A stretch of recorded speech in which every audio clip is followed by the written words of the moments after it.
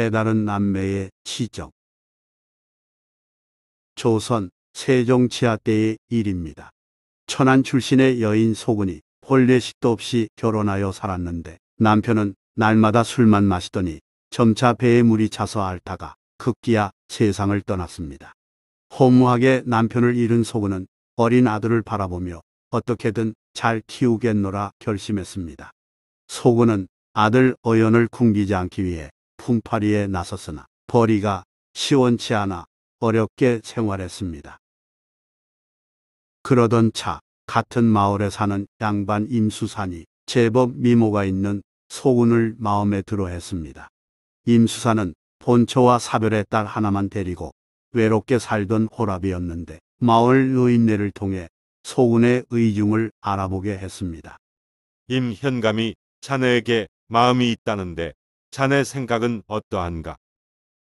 중매쟁이가 된 노인의 말에 소군은 내심 무척 기뻐하며 겉으로는 차분하게 좋다고 답했습니다. 저도 좋습니다. 임수산이 큰 부자는 아니지만 경제적으로 어느 정도 여유 있으며 현감을 지낸 데다 인품 뛰어나다고 소문난 인물이었기 때문입니다. 그럼 내가 그대로 전할 테니 그리 알게. 노인이 돌아간 후 일은 일사천리로 진행되어 소군은 두 번째 남편을 맞이했습니다. 본처가 없으므로 소군은 눈치 볼 일 없이 행복한 생활을 누렸습니다. 그런데 소군을 예뻐하던 임수산이 갑자기 병에 걸렸습니다. 깜짝 놀란 소군은 급히 의원을 부르고 정성껏 간호했습니다. 값을 따지지 않고 좋다는 약을 구해 다려서 남편에게 먹였으나 차도 없이 병세가 악화하더니 임수산은 어느 날 돌연 세상을 떠났습니다. 소군은 그야말로 하늘이 무너지는 느낌을 받았습니다. 한 번도 아니고 두 번이나 남편이 앞서 급사한 데다 임시 집안이 무늬만 양반가일 뿐 그다지 재력이 없었던 까닭입니다. 이제 나는 어떻게 살아야 하나? 장례를 치르고 나니 소군에게 남겨진 것은 본처가 낳은 딸 복비뿐이었습니다. 복비는 꽤 예뻤고 소군을 친어미처럼 의지하며 따랐습니다. 소군도 복비를 친딸처럼 잘 키웠습니다. 그러던 어느 날 새벽 소군의 아들 어연이 용변이 마려워 뒷간을 다녀오던 중 물이 찰박대는 소리를 듣고 부엌 문틈을 통해 복비가 목욕하는 장면을 엿보았습니다.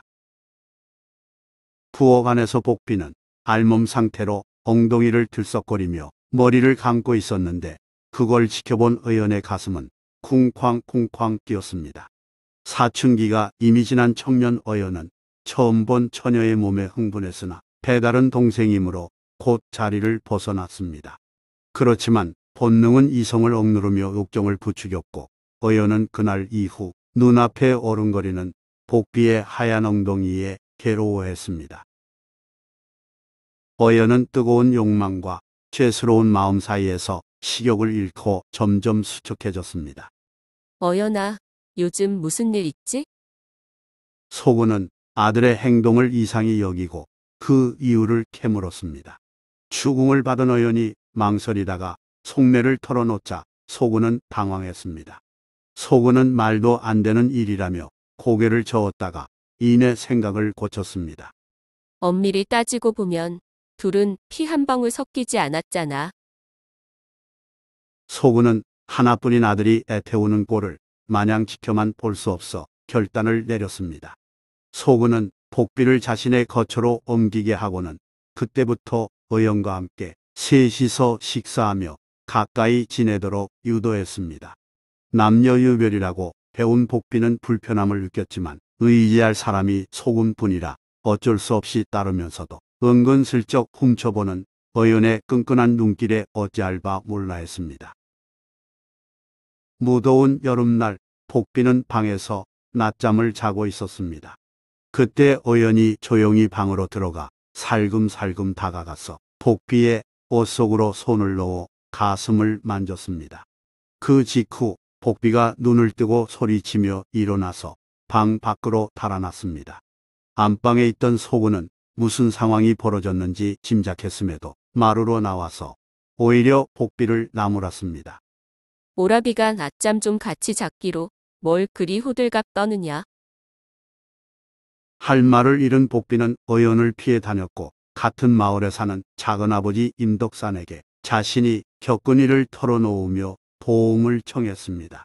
그러나 소심한 임덕산은 시큰둥한 표정으로 이렇게 말했습니다. 너희 아버지가 어연을 제대로 가르치지 못한 과실인데 이제 와서 내가 어떻게 하겠느냐? 임덕산이 나서서 혼내주지 않자 의원의 행동은 더욱 과감하고 집요해졌습니다.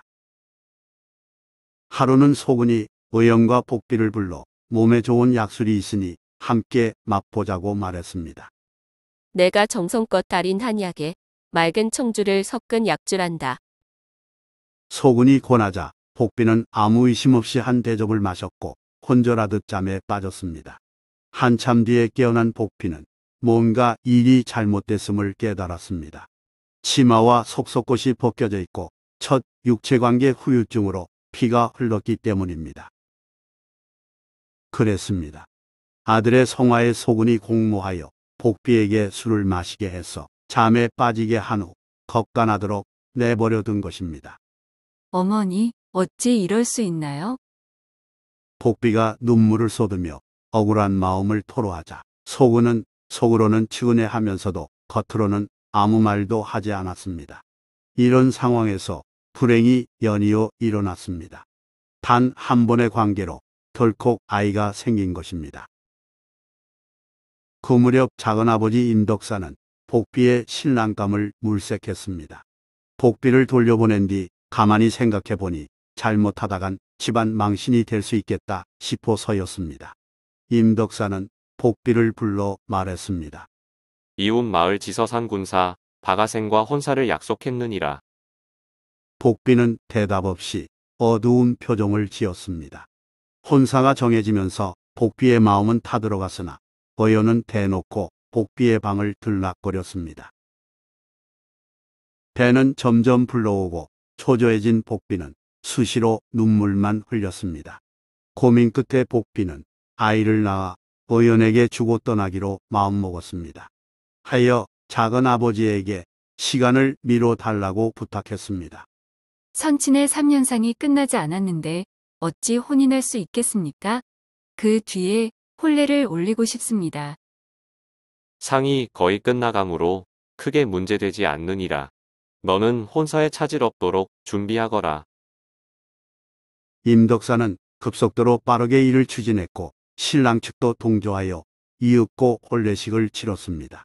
신랑 박아생은 복비의 미모에 반해 연신 싱글봉글 좋아했습니다. 그런데 첫날 밤을 치를 때 신랑이 신부의 저고리를 풀려고 하자 신부가 조심스럽게 부탁했습니다. 제가 지금 몸이 많이 아픕니다. 외람되오나 오늘 밤은 이대로 잠을 청하셨으면 합니다. 신랑은 당황했지만 그 뜻을 받아주었습니다. 이튿날 아침 복비는 시집에 가면 곧바로 들통날 일이 심히 걱정되어 신랑에게 또 어려운 부탁을 했습니다. 제가 큰 행사를 치러 정신이 없고 몸이 많이 피곤하니 며칠 쉬었다가 회복하여 시댁으로 갔으면 합니다. 신랑은 첫날 밤에 신부의 손도 한 번 만지지 못했건만 아내 얼굴이 매우 아름다운 데다 부모를 일찍 여윈 처지가 애틋하게 느껴져 받아들이려 했습니다. 하지만 작은아버지 임덕산이 있을 수 없는 일이라면서 강행을 고집해 마침내 시댁 서산으로 가기 위해 신랑 신부가 길을 떠났습니다. 작은아버지 임덕산이 함께했고 의연이 나귀에 짐을 싣고 따라 나섰습니다. 점심에 주막에 들렀을 때 복비가 말을 살피러 간 의연에게 할 말이 있다면서 자리를 비웠습니다. 복비와 의연은 달아났고 뒤늦게 알아챈 박아생은 크게 당황했습니다. 게다가 둘이 상종해서 아이까지 뱄다는 말을 전해 듣고는 사기 결혼을 당했다며 펄쩍 뛰었습니다. 신랑은 그제야 신부의 첫날 밤 행동을 이해했고 처지를 가엾게 여겨 평생 지켜주겠다고 말한 자신의 약속이 어리석었노라 자책했습니다. 박아생은 두 사람을 관하에 고소했습니다. 그 시각 어연은 어머니 폐물을 훔쳐 보찜해 놓고 신랑을 따돌린 복비와 함께 도망쳐 산에 있었습니다. 두 사람은 멀리 가서 숨어 살려고 했습니다.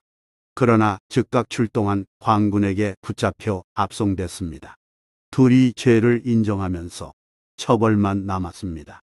복비는 목을 올가매어 죽임당하는 교수형에 처하자 울면서 제발 아이를 살려달라고 빌었습니다. 복비를 봐왔던 종이 보다 못해 글을 올려 어연이 복비를 강제로 범했음을 밝히면서 사형에서 감해달라고 청원했습니다. 세종은 신하들에게 의견을 물었습니다. 지금 종이 글을 올려 복비의 죽음을 면하게 해달라는데 경들의 생각은 어떠하오? 대부분 신하는 처음에 복비가 강경히 거절했으니 사형은 가혹하다면서 변방 관리로 보냄이 좋을 듯하다는 의견을 내놓았습니다. 세종은 그에 따르려 했지만 참찬하연이 다른 의견을 주장했습니다. 비록 처음에 좋지 않았으나 나중에는 스스로 좋아하며 잘 지냈으니 마땅히 사형으로 다스려야 합니다. 그래도 세종은 자비를 베풀려고 했으나 형조 판서가 만약 복비를 살려두면 많은 여성이 본받는 부작용이 일어나리라 염려하며 재차 사형을 주장했습니다. 세종은 복비를 살려주고 싶었지만 백성의 본보기를 의식하지 않을 수 없었습니다. 결국 정치 논리에 의해 복비는 교수형을 당했고 남매를 동침시킨 소군도 함께 매달렸으며 여동생 복비를 범한 어연은 차명에 처해졌습니다.